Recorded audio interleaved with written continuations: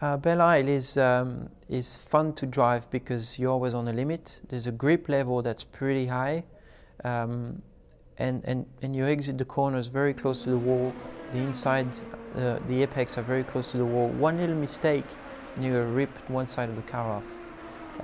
I enjoy that, man. It sounds wrong, but I enjoy this kind of rush. I enjoy the fact that if you're not precise enough, then you're probably going to go off, or you're not going to be fast enough. And when you have to be that precise and you make it happen, it's a special moment. It's like being in a dream. It's like being on a cloud.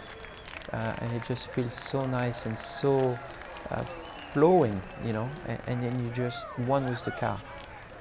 That kind of track brings these kind of feelings. It's multiplied by 10 compared to a track where there's big runoff and it's just easy to make a mistake and come back on track.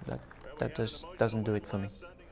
Detroit's a tough one. It's a very unique track compared to everywhere else. You know, we go to a lot of different types of street circuits, but Detroit is probably the bumpiest. It's the most fast-paced, I think. You have absolutely zero rest time. I don't know what it is about that place, but it's very jarring. It moves the car around a lot. It's really, really difficult to hold on to the steering wheel around that place, and I think it's purely from the surface. I don't know what's kind of caused that over the years, but there's just a very difficult surface to try and master with an IndyCar, and we run the cars so stiff. IndyCars are so stiff, and they're so tightly sprung, and they have all this downforce on the car, and you're trying to wrestle that thing around the Detroit Grand Prix, and it's just really, really difficult. It wants to throw you into the wall everywhere you go, and I think that kind of makes it fun because it's such a difficult challenge to attack. And that's also kind of what's cool about IndyCar. We go to all these different street circuits, and Detroit's always one of those ones that you know is going to be very physical and very difficult to make the car calm. And it's just one of those challenges that you kind of look forward to every year.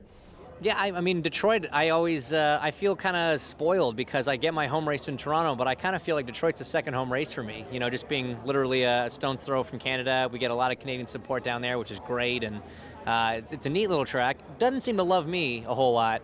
Haven't had the best luck there, but we're hoping third time's a charm, and this year we can get the car on the podium.